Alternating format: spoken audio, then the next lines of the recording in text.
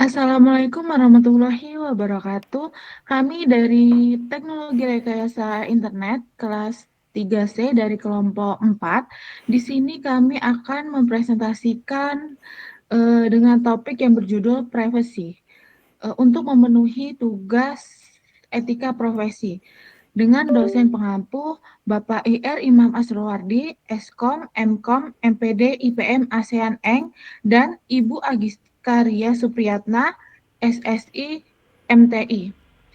Baik, kita akan langsung saja. Oh, sebelumnya perkenalkan, saya Anis Olivia dengan NPM 2478-2069. Saya di sini tidak sendiri, tentunya bersama dengan rekan-rekan saya, yaitu yang pertama. Saya Ragil Afdatri Pradana dengan NPM 247822091. Dan saya Muhammad Arif Harel El Jauhar Darmajati dengan NPM 24782080. Baik, kita akan langsung saja masuk ke topiknya. Eh, Setiap hari kita meninggalkan jejak digital. Saat kita memesan ojek online, berbelanja di e-commerce, atau sekedar membagikan momen di media sosial. Kita sebenarnya sedang menyerahkan potongan-potongan data pribadi kita. Pernahkah kita berhenti sejenak dan berpikir kemana semua data itu pergi? Siapa yang menggunakannya? Dan seberapa amankah data tersebut? Nah, pertanyaan-pertanyaan itulah yang akan menjadi inti pembahasan kali ini. Kita akan menyelami topik yang sangat fundamental di era modern ini, yaitu privacy. Kita akan mengupas konsep privacy, menelusuri sejarahnya, memahami kerangka hukum yang melindunginya, dan yang terpenting, mendiskusikan berbagai isu krusial yang kita hadapi bersama seiring kemajuannya teknologi. Di sini terdapat hak privasi, kebutuhan individu versus akuntabilitas publik. Untuk memulai, mari kita cermati sebuah kutipan dari seorang penulis bernama David Brin yang berkata, "When it comes to privacy and accountability, people always demand the former for themselves and the latter for everyone else." Yang artinya, dalam privacy dan akuntabilitas, orang selalu menuntut privacy untuk diri mereka sendiri. Tetapi, menuntut akuntabilitas atau transparansi penuh dari semua orang lain. Kutipan ini secara brilian menangkap paradoks utama di zaman kita. Di satu sisi, kita sebagai individu menuntut perlindungan privasi yang seketat mungkin. Kita marah jika data kita bocor. Kita tidak suka jika aktivitas online kita diawasi. Kita ingin ruang pribadi, kita tidak ingin diganggu. Namun, di sisi lain, kita menuntut akuntabilitas dan transparansi penuh dari entitas lain, terutama pemerintah dan korporasi besar. Kita ingin tahu bagaimana pemerintah menggunakan uang pajak. Kita ingin perusahaan teknologi transparan tentang algoritma mereka. Konflik antara hak saya untuk tahu dan hak Anda untuk private, inilah yang menciptakan sebuah medan pertempuran konstan dalam wacana kebijakan publik dan teknologi. Di sini slide selanjutnya terdapat jejak sejarah hak atas privacy. Meskipun terasa sangat modern, perjuangan untuk hak privasi memiliki akar sejarah yang panjang.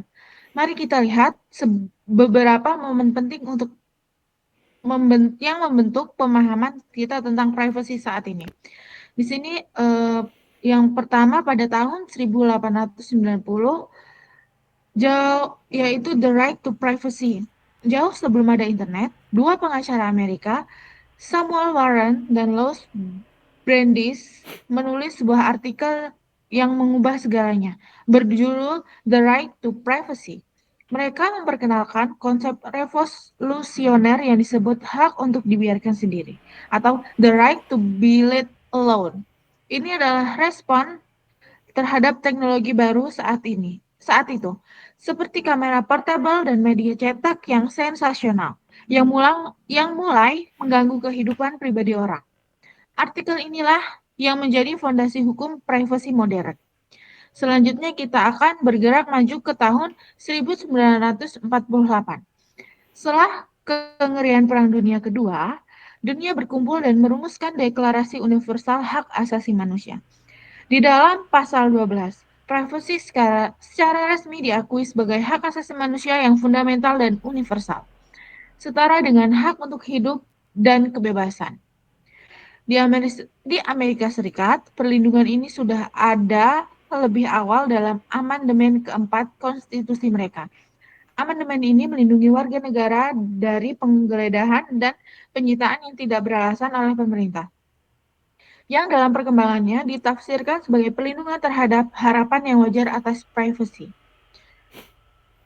Di Indonesia juga itu terdapat pasal yaitu pasal 28 tentang privasi, yaitu pasal 28G UUD 1945. Secara tegas menjamin hak setiap orang atas perlindungan diri pribadi, keluarga, kehormatan, martabat, dan harta bendanya. Ini adalah bukti bahwa privasi adalah nilai yang dijunjung tinggi dalam konstitusi kita. Dan puncaknya, setelah penantian yang panjang, pada tahun 2022, Indonesia mengesahkan UU nomor 27 tahun 2022 tentang perlindungan data pribadi atau UU PDP. Ini adalah sebuah tonggak sejarah yang memberikan kerangka hukum yang jauh lebih komprehensif dan detail untuk melindungi data pribadi warga negara di era digital.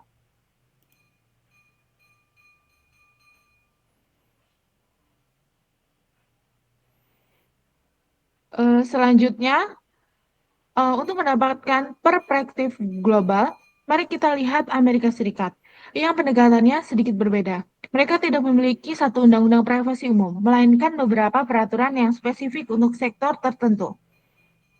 Di sini terdapat kerangka regulasi privasi di Amerika Serikat. Yang pertama terdapat Fair Credit Reporting Act itu di tahun 1970.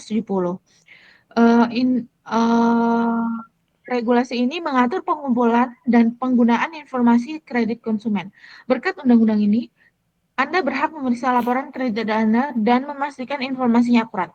Yang kedua ada Privacy Act di 1974.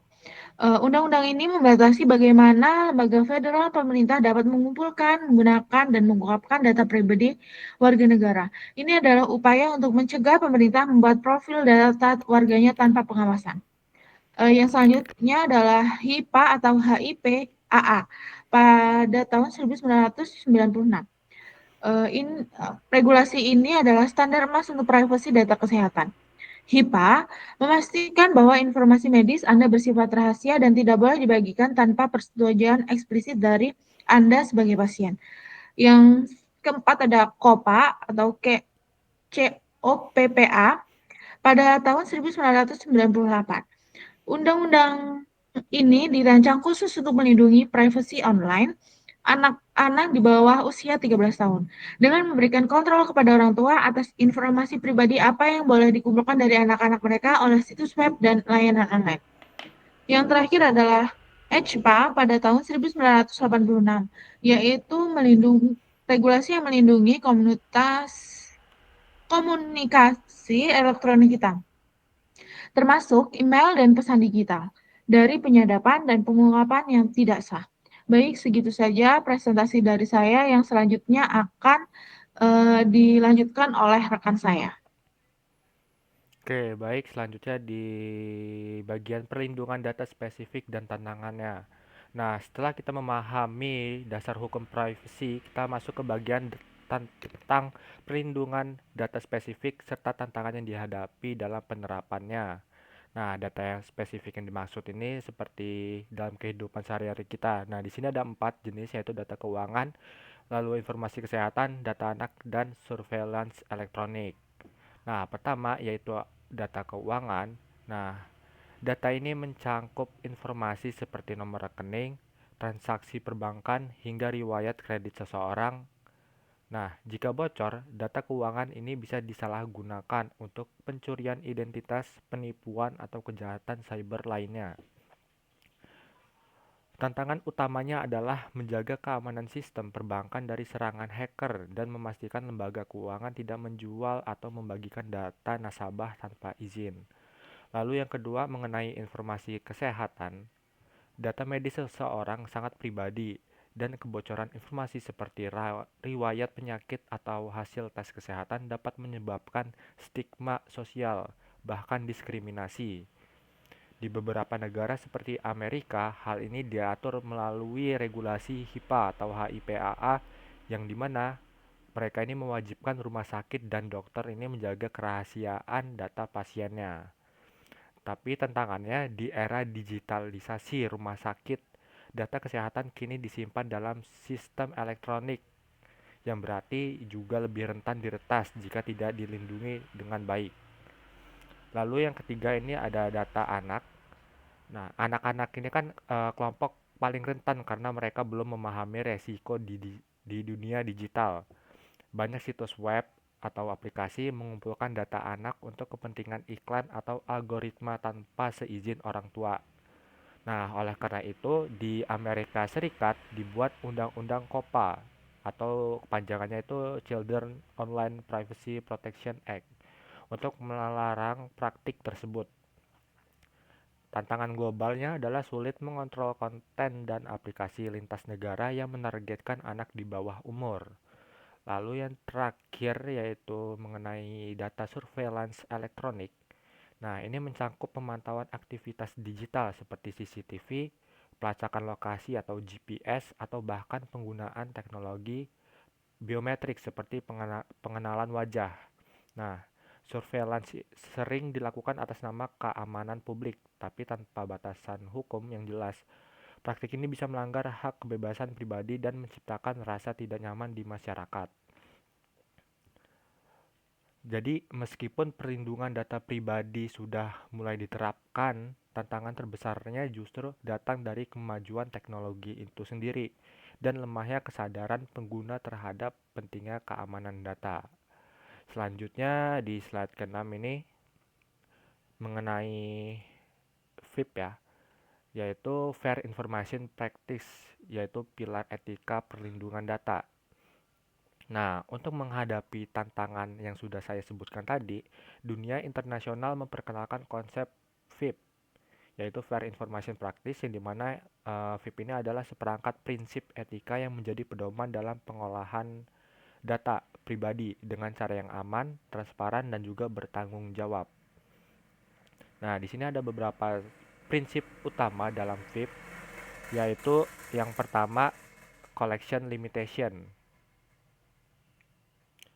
di mana collection limitation di sini data hanya boleh dikumpulkan untuk tujuan yang sah dengan persetujuan pemilik data.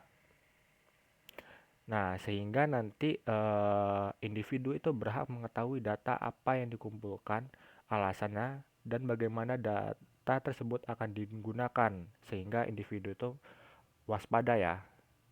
Nah, yang kedua yaitu data quality, memastikan bahwa data yang dikumpulkan itu harus akurat, relevan, dan selalu terbarui.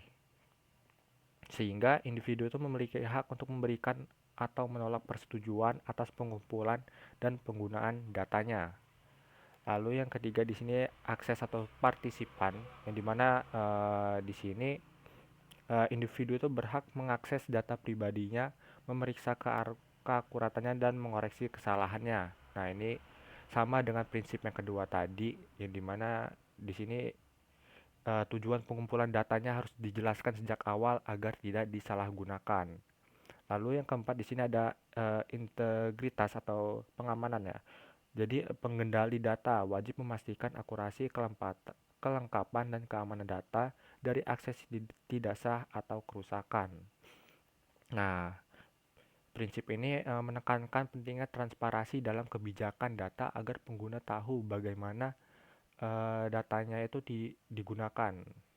Lalu yang terakhir enforcement, yang dimana ini adalah mekanisme penegakan hukum dan saksi yang jelas jika prinsip-prinsip FIP itu dilanggar. Nah, prinsip-prinsip ini menjadi dasar utama banyak kebijakan perlindungan data modern di seluruh dunia, termasuk dalam Undang-Undang Perlindungan Data Pribadi atau UU BDP nomor 27 tahun 2022 di Indonesia. Dengan menerapkan prinsip VIP ini, lembaga dan perusahaan dapat meningkatkan kepercayaan publik dan mengurangi resiko pelanggaran privasi. Nah, selanjutnya mengenai keterbukaan informasi publik dan perlindungan data pribadi. Slide selanjutnya.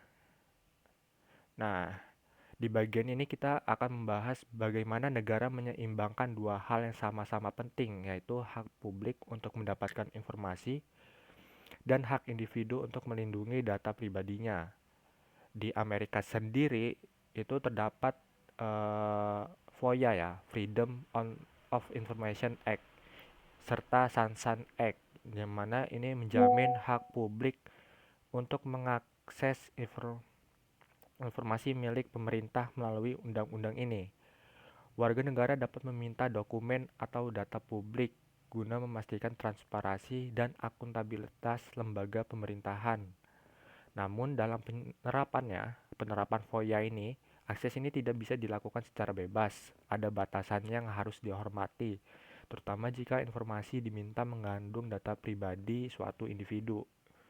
Artinya, pemerintah harus berhati-hati agar keterbukaan informasi tidak justru melanggar privasi orang lain yang tercantum dalam dokumen publik tersebut. Sementara itu di Indonesia sendiri memiliki regulasi yang serupa dengan FOIA, yaitu Undang-Undang Keterbukaan Informasi Publik, yaitu UKIP. Nah, undang-undang ini memberikan hak bagi masyarakat untuk memperoleh informasi dari badan publik sebagai wujud transparansi dan kontrol sosial. Namun, sama seperti di Amerika, hak ini juga disertai dengan batasan. Terdapat prinsip yang disebut need to know basis, yaitu bahwa akses informasi publik ini hanya diberikan kepada pihak yang benar-benar membutuhkan dan memiliki tujuan yang sah. Tujuan yang dimaksud ini adalah menjaga keseimbangan antara keterbukaan dan perlindungan privasi, sehingga informasi penting tetap dapat diakses tanpa membahayakan data pribadi seseorang. Nah, next, selanjutnya mengenai isu krusial ya, isu krusial dan anonimitas di era modern. Nah, meski sudah banyak prinsip dan regulasi yang diterapkan, pelanggaran privasi ini masih menjadi isu krusial di seluruh dunia atau kancah internasional. Nah, ada beberapa masalah yang sering muncul dan menjadi perhatian utama di bidang ini. Yang pertama adalah data breach atau kebocoran data. Ini terjadi ketika data pribadi bocor karena sistem keamanan lemah atau diretas oleh pihak tidak bertanggung jawab. Nah, dampaknya ini sangat luar biasa, mulai dari pencurian identitas, penyalahgunaan data finansial, hingga penipuan digital. Apalagi zaman sekarang banyak orang yang minim literasi digital. Kebocoran data besar seperti ini pernah terjadi pada BPJS Kesehatan atau elektronik KTP di Indonesia. Nah, ini menjadi bukti bahwa keamanan data masih menjadi tantangan besar di seluruh dunia, termasuknya di Indonesia. Yang kedua mengenai discovery. Nah, ini penggunaan dokumen digital sebagai bukti hukum yang dimana meningkatkan resiko penyalahgunaan data pribadi dalam proses peradilan. Nah, walau discovery ini kan praktik pengumpulan data digital untuk kebutuhan hukum, tapi walau bermanfaat untuk penyelidikan, proses ini menimbulkan kekhawatiran karena bisa menyentuh data pribadi yang sebenarnya tidak relevan dengan kasus hukum. Lalu yang ketiga yaitu consumer profiling, yang dimana perusahaan teknologi besar seringkali memantau perilaku online kita untuk mengenali kebiasaan minat dan preferensi. Data ini kemudian digunakan untuk menampilkan iklan yang sesuai atau bahkan dijual ke pihak lain tanpa izin. Meskipun sudah terlihat sepele, praktik ini sebenarnya melanggar prinsip privasi karena pengguna tidak diberi kontrol atas data mereka sendiri. Selanjutnya yang keempat ya ini, yaitu workplace monitoring, yaitu pengawasan di tempat kerja. Nah, ini banyak perusahaan sekarang ini memantau aktivitas karyawannya melalui email, kamera, atau aplikasi kerja demi efisiensi perusahaannya. Namun jika dilakukan tanpa batasan atau pemberitahuan, hal ini dianggap sebagai pelanggaran privasi pribadi. Karyawan berhak atas ruang pribadi meskipun mereka bekerja dalam sistem perusahaan. Lalu yang terakhir ini ada advanced surveillance atau pengawasan canggih menggunakan teknologi seperti CCTV, AI, atau sistem biometrik atau pengenalan wajah. Nah, teknologi ini memang meningkatkan keamanan publik, tapi di sisi lain juga bisa menghapus anonimitas seseorang di ruang publik jika digunakan tanpa batasan hukum dan etika. Nah, semua isu tersebut menunjukkan bahwa tantangan utama privasi di era digital bukan hanya soal teknologi, tapi tentang bagaimana kita menyeimbangkan antara keamanan, efisiensi, dan kebebasan individu sebagai warga negara. Selanjutnya akan dibacakan oleh teman saya. Oke, jadi di sini ada apa konteks untuk konteks Indonesia di bidang privasi dan pelindungan data ya. Jadi di Indonesia isu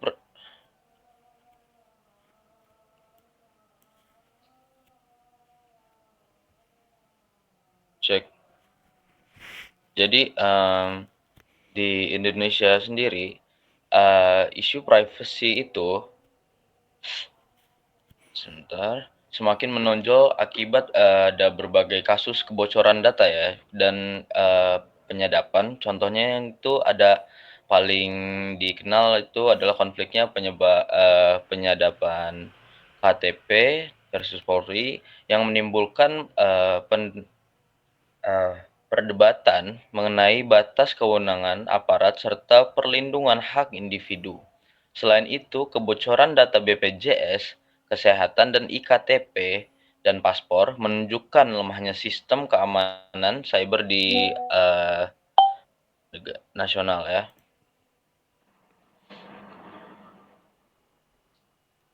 Lalu di sini ada konflik penyadapan antara lembaga yang dilakukan oleh KPK dan Polri itu menunjukkan kompleksitas dan pertanyaan tentang batas wewenang penyadapan di Indonesia. Terus untuk kebocoran data BPJS, IKTP, dan paspor,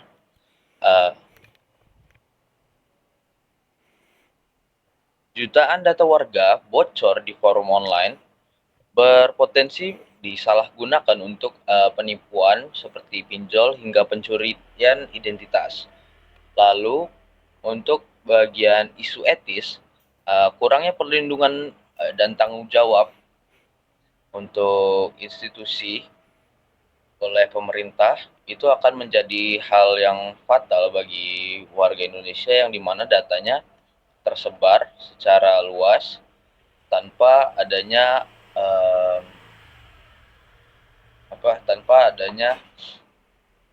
sepengetahuan pemilik data tersebut. Dan dampaknya itu ada kehilangannya kepercayaan publik atau warga negara dan kerugian fundamental, propertis dan diskriminasi.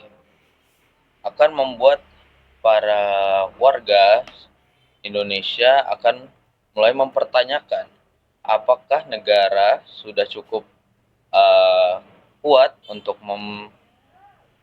memberikan keamanan untuk data privacy atau belum, dan apakah data mereka akan aman jika mereka terus mempercayakan data mereka pada negara. Oke, jadi next. Dan di sini ada konteks privasi di Indonesia atau UU ITE dan UU PDP nomor 27 tahun 2022. Untuk UU ITE adalah payung hukum terkait aktivitas elektronik dan termasuk penyalahgunaan data. Terus untuk UU PDP tahun 2022 untuk regulasi utama perlindungan data pribadi di Indonesia. Data pribadi ini diakui sebagai bagian dari hak asasi manusia, mengatur jenis data pribadi umum dan spesifik seperti kesehatan, biometrik, anak, catatan kejahatan. Untuk menjamin hak subjek data, hak akses, koreksi, penghapusan hingga keberatan. Terus untuk mengatur kewajiban pengendali dan prosesor data, memberi sanksi administratif perdata hingga pidana bagi pelanggar aturan. Oke, next.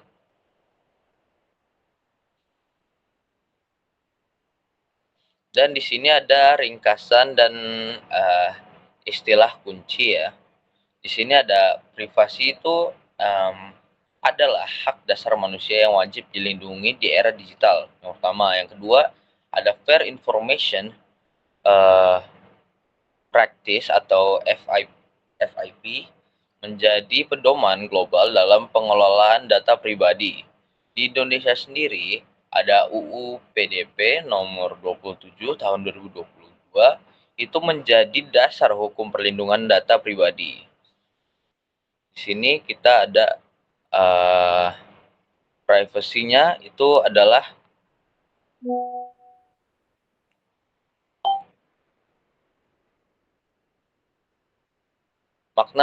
di sini ada maknanya hak untuk menjaga kerahasiaan dan mengontrol data pribadi. Selanjutnya di situ ada data breach yang dimana maknanya adalah insiden kebocoran atau penyalahgunaan data pribadi. Terus ada anonimitas adalah kondisi di mana identitas individu tidak dapat diungkap. Lalu ada FIP tadi, Fair Information Practice ya, itu adalah prinsip etis internasional dalam pengelolaan data. Terus ada consumer profiling, itu adalah pengumpulan data perilaku konsumen untuk kepentingan bisnis seperti tadi pembacaan algoritma pada pembeli di forum jual beli online itu yang memiliki data untuk memberikan mereka sesuatu yang mereka suka dengan algoritma itu, mereka terus memberikan memberikan referensi atau iklan yang kemungkinan besar akan mereka beli. Dan dengan data itu consumer profiling itu adalah mereka mengumpulkan data perilaku konsumen untuk membuat algoritma tersebut untuk menunjang atau mensupport bisnis mereka. Terus ada workspace monitoring yang dimana pemantauan aktivitas karyawan oleh perusahaan yang tadi seperti disebutkan oleh kawan saya Ragil tadi lebih awal. Dan di sini ada surveillance. Di situ adalah pengawasan elektronik yang bisa berdampak pada privasi. Terus di sini juga ada UU PDP nomor 27 tahun 2022 untuk Undang-Undang Utama Perlindungan Data Pribadi. Terus ada subjek data adalah pemilik sah dari data pribadi, dan pengendali data di sini adalah pihak yang mengumpulkan data dan mengatur penggunaan data pribadi. Oke, next.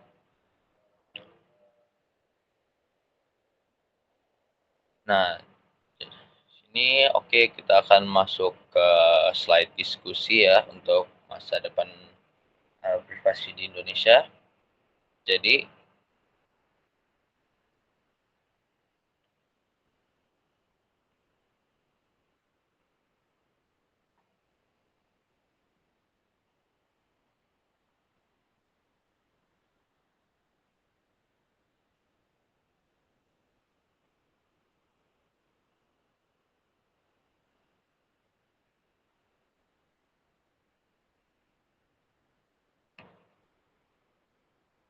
ini diskusi kita barengan apa gimana sih?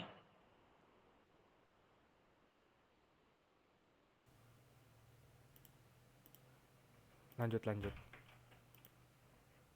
Lan-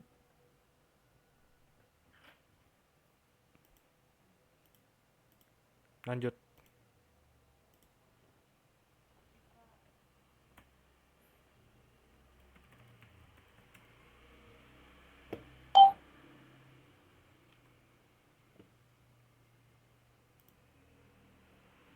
Oke, jadi kita di sini masuk pada diskusi untuk masa depan privasi di Indonesia ya.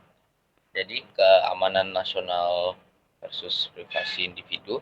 Apakah alasan keamanan nasional bisa memberikan pelanggaran privasi? Perlu itu adalah perlu keseimbangan dengan mekanisme hukum dan pengawasan ketat. Dan terutama dalam kasus ancaman nyata seperti terorisme. Terus kedua ada keterbukaan informasi dan perlindungan data. Bagaimana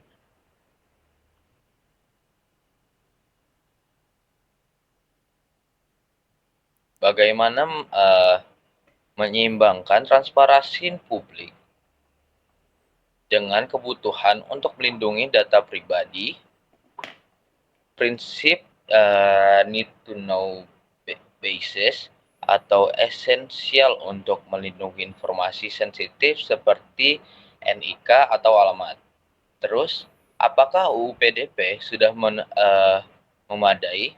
Ini adalah langkah maju, namun tantangan masih besar dalam implementasi penegakan hukum, literasi digital, dan keamanan sistem elektronik.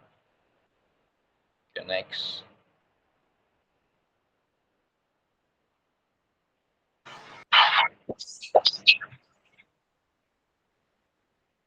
Baik, segitu saja presentasi dari kami. Kurang lebihnya kami mohon maaf jika ada salah dari kata-kata kami. Kami mohon maaf. Kami akhiri. Wassalamualaikum warahmatullahi wabarakatuh.